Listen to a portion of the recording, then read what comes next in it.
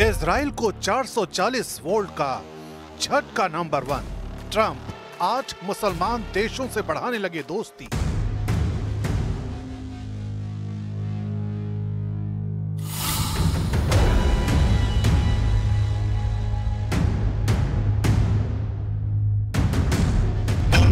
Israel को 440 volt का झटका नंबर 2।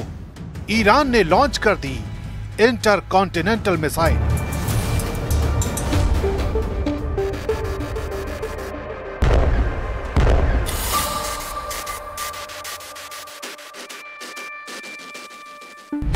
इजराइल को 440 वोल्ट का झटका नंबर 3। तुर्की का ऐलान, धरती से मिटा देंगे यहूदी देश।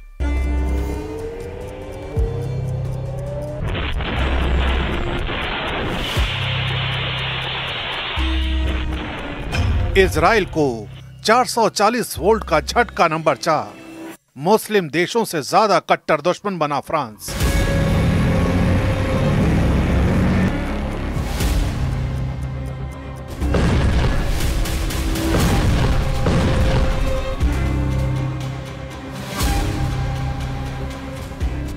इजराइल को 440 वोल्ट का झटका number 5।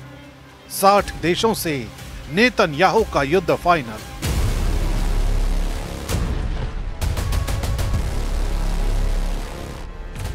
Gaza, Yemen, Lebanon, Syria और कतर को कुचल डालने वाले इजराइल के खिलाफ भयानक हमले की तैयारी शुरू हो गई है।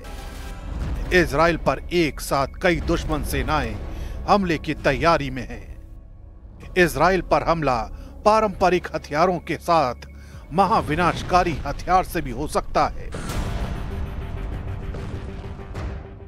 युद्ध को जल्द से जल्द जीतने की इजराइल की कोशिश पर ब्रेक लग गया है। इजराइल इंटरनेशनल वॉर कॉन्स्पिरेसी में बुरी तरह फंस चुका है। प्रेसिडेंट ट्रंप के रुख ने नेतन्याहू की धड़कनें बढ़ा दी हैं। ट्रंप मुस्लिम देशों से मीटिंग कर रहे हैं। ट्रंप नेतन्याहू को कड़वी दवा की घुट्टी पिला रहे हैं। ट्रंप ने जिन मुस्लिम देशों को गाजा युद्ध के खात्मे का कॉन्ट्रैक्ट दिया है, उनके नाम सुनते ही नेतन्याहू का दिमाग गर्म हो गया है। ट्रंप ने सऊदी अरब, यूएई, कतर, मिस्र, जॉर्डन, तुर्की, इंडोनेशिया और पाकिस्तान को गाजा युद्ध खत्म कराने और शांति बहाली का जिम्मा सौंपा है। The president will also be hosting bilateral meetings with the UN Secretary General and the leaders of Ukraine, Argentina, and the European Union. The president will also later in the day hold a multilateral meeting with Qatar, the Kingdom of Saudi Arabia, Indonesia, Turkey, Pakistan, Egypt, the UAE, and Jordan. Israel के सबसे कट्टर दुश्मनों का जमघट लगाकर Trump ने Netanyahu को सख्त संदेश दिया है। ट्रंप के बदले हुए प्लान के बाद नेतन्याहू का ऑपरेशन गाजा फ्लॉप हो सकता है। असल में ट्रंप गाजा में मुस्लिम देशों की सैन्य तैनाती का प्लान बना चुके हैं। यानी जिन 8 देशों के साथ उन्होंने मीटिंग की है, वो सब मिलकर एक शांति सेना गाजा में तैनात कर सकते हैं, जिसके बाद इजराइल को गाजा में हमले से रोका जा सके, जिसके लिए इजराइल फिलहाल तैयार नहीं है। प्रेसिडेंट ट्रंप मुस्लिम देशों के साथ हुई मीटिंग की इनसाइड स्टोरी अब तक सामने नहीं आई है, लेकिन ट्रंप का यह फॉर्मूला नेतन्याहू किसी भी कीमत पर मानने को तैयार नहीं है। वो पहले भी साफ कर चुके हैं कि फिलिस्तीन देश नहीं बनने दिया जाएगा। नेतन्याहू अपने नेक्स्ट एक्शन के लिए ट्रंप से मीटिंग भी फाइनल कर चुके हैं, लेकिन ट्रंप को साथ लेने भर से उन्हें सफलता नहीं मिलने वाली, क्योंकि इजराइल को भी नक्शे से मिटाने की धमकी दी जाने लगी है। ये कोई और नहीं बल्कि तुर्की दे रहा है। तुर्की के राष्ट्रपति यूएन महासभा में अपने भाषण में गाजा के मुद्दे को सबसे प्रमुखता से उठाने का ऐलान किया है। एर्दोआन ने यह भी दावा किया है कि वो फिलिस्तीन को मान्यता दिलाकर ही दम लेंगे। Konuşmamda Gazze'deki insani felaket ve mezalimi özellikle gündeme getireceğim. 80. Genel Kurulu diğerlerinden farklı kılan özelliği birçok ülkenin Filistin devletini tanıyacak olmasıdır. Biz bu tanıma kararlarının iki devletli çözümün hayata geçirilmesine ivme kazandırmasını temenni ediyoruz. तुर्की के बारूदी तेवर ने Israel को भड़का दिया है। Israel की तरफ से धमकी दी गई कि नेटो सदस्य होने के भ्रम में तुर्की तबाह हो सकता है। अमेरिकन एंटरप्राइजेज इंस्टीट्यूट के सीनियर माइकल रोबिन ने एक बयान में कहा कि कतर की तरह तुर्की को भी इजराइल दहला सकता है। इजरायली अकादमी की बड़ी हस्ती मियर मासरी ने इससे आगे बढ़कर यह तक कहा है कि तुर्की को नेटो मेंबर होने का मुगालता भूल जाना चाहिए। इसके जवाब में एर्दोआन के सलाहकार ने कहा है कि जल्द ही इजराइल इस धरती के नक्शे से मिट जाएगा, उसके बाद फिर इन्हें पता चलेगा। जो धमकी नेतन्याहू ने फिलिस्तीन को दी है वही उन्हें एर्दोआन की तरफ से मिली है।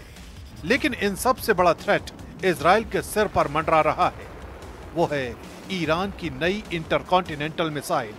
ईरान ने अपनी विध्वंसक मिसाइल का धमाका कर दिया है। अभी ईरान की मिसाइल का ट्रेलर देखिए, आगे डिटेल भी जानेंगे। सितंबर को ईरान की सबसे विनाशकारी मिसाइल की झलक दिखी।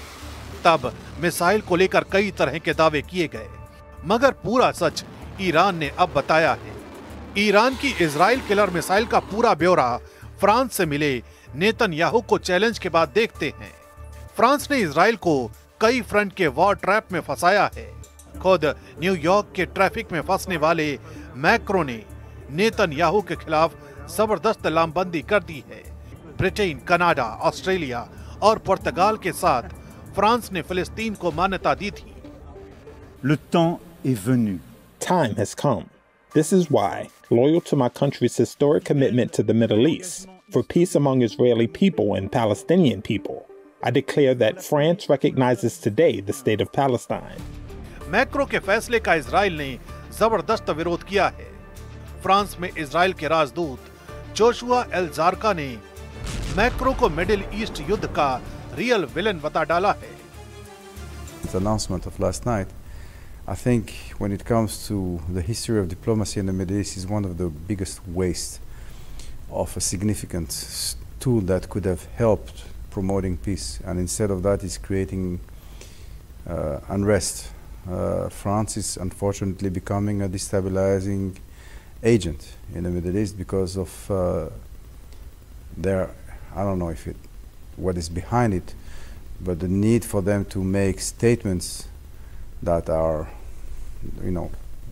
more show than anything else. France Europe में फिलिस्तीन समर्थकों का अगुवा बन रहा है। हालांकि मैक्रों के रुख से कई देशों में हालात खराब होने लगे हैं। इटली विरोध प्रदर्शन की आग में जल रहा है।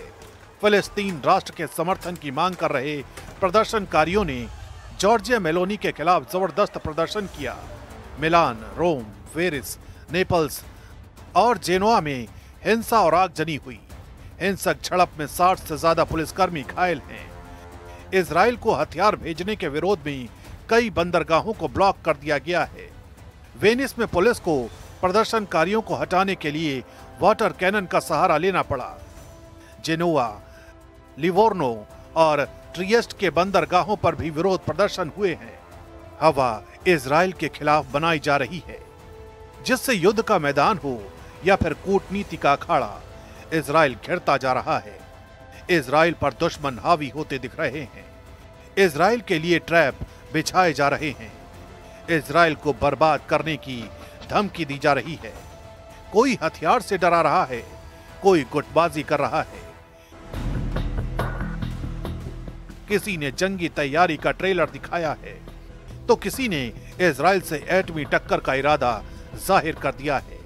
अचानक नेतन्याहू के लिए ईरान सबसे बड़ा थ्रेट बन गया है। ईरान के एक सांसद ने वायरल हुए एक वीडियो में ईरान के आसमान में दिखे हथियार को इंटरकॉन्टिनेंटल मिसाइल का टेस्ट बताया है। यानी ईरान ने अंतर महाद्वीपीय बैलिस्टिक मिसाइल का सफल परीक्षण किया। ये missile space launch vehicle SLV तकनीक से बनाई गई है, जिसकी मारक रेंज 10,000 किलोमीटर से ज्यादा है। ईरानी सांसद ने दावा किया है कि यह मिसाइल अमेरिका और यूरोप तक भी पहुंच सकती है। मतलब अब इजराइल ही नहीं, इजराइल का साथ देने वाले अमेरिका, यूरोप के देश ईरान के टारगेट पर हैं। ईरान के मिसाइल भंडार पहले से ही विध्वंसक रॉकेट के लिए कुख्यात हैं। मेजर जनरल याहिया रहीम सफवी का दावा है कि उनका परमाणु कार्यक्रम और मिसाइल टेक्नोलॉजी ईरान के वैज्ञानिकों की मेहनत का नतीजा है और उसे तबाह नहीं किया जा सकता। ईरान ने हजारों मिसाइल और ड्रोन का उत्पादन किया है और सभी सुरक्षित जगहों पर रखी गई हैं। ईरान की तरफ से ऐसी वार्निंग इसलिए आ रही है क्योंकि व्हाइट हाउस में डोनाल्ड ट्रंप और बेन्यामिन नेतन्याहू की मीटिंग होनी है और इस मुलाकात को लेकर नेतन्याहू के हौसले बहुत ज्यादा बुलंद हैं। नेतन्याहू ने कहा कि गाजा में हमारा मिशन पूरा नहीं हुआ है। इजराइल पर हुए हमलों में जिन मिसाइलों ने तबाही मचाई थी उनकी लिस्ट देख लीजिए, क्योंकि यही अब तक नेतन्याहू के लिए सबसे बड़ी परेशानी बनती आई है। इनमें सबसे खतरनाक फतह 1 और खैबर शिकर मिसाइल शामिल है। इसमें कद्र और इमाद मिसाइल भी शामिल है। फतह हाइपरसोनिक मिसाइल की रेंज 1400 किलोमीटर है। खैबर शिकर मिसाइल की रेंज 1450 किलोमीटर है। कद्र मिसाइल की रेंज 2000 किलोमीटर तक है और इमाद की रेंज 1700 किलोमीटर है। सऊदी अरब से दोस्ती के बाद ईरान के सामने अब सिर्फ दो ही बड़े चैलेंज हैं। ये हैं इजराइल और अमेरिका, और इसमें कोई शक नहीं कि ईरान के हथियारों की रेंज में अमेरिका के अड्डे भी हैं और पूरा इजराइल भी है। ईरान लगातार दावा करता रहा है कि वो इजराइल को मिट्टी में मिला सकता है। इससे आप ईरान के तेवर समझ सकते हैं। ये ईरान की नई मिसाइल खुर्रमशहर 4 है, जो टेक्नोलॉजी के मामले में ईरान की बहुत ही खतरनाक मिसाइल मानी जाती है।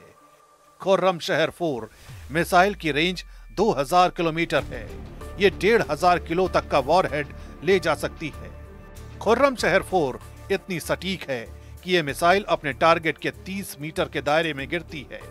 13 मीटर लंबी इस मिसाइल को लॉन्चिंग के दौरान ही खत्म किया जा सकता है, क्योंकि जब ये अपने टारगेट की तरफ बढ़ती है, यानी टर्मिनल स्टेज में, इस मिसाइल की रफ्तार करीब 20,000 किलोमीटर प्रति घंटा होती है। इजराइल के किसी भी मिसाइल डिफेंस के लिए इसे रोकना आसान नहीं होगा। इजराइल के सभी दुश्मन फन उठा रहे हैं, सब के सब युद्ध के लिए ललकार रहे हैं। तो क्या इजराइल चुपचाप हार स्वीकार कर लेगा? क्या नेतन्याहू के पास अब कोई रास्ता नहीं है? कहना मुश्किल है। इजराइल जब संकट में घिरता है तो दोगुनी ताकत से हमले शुरू करता है। दुश्मनों से 100 कदम आगे रहने वाला इजराइल शायद अब सबसे ताकतवर दुश्मन कहे जाने वाले खलीफा को बारूदी धमाके से दहला सकता है।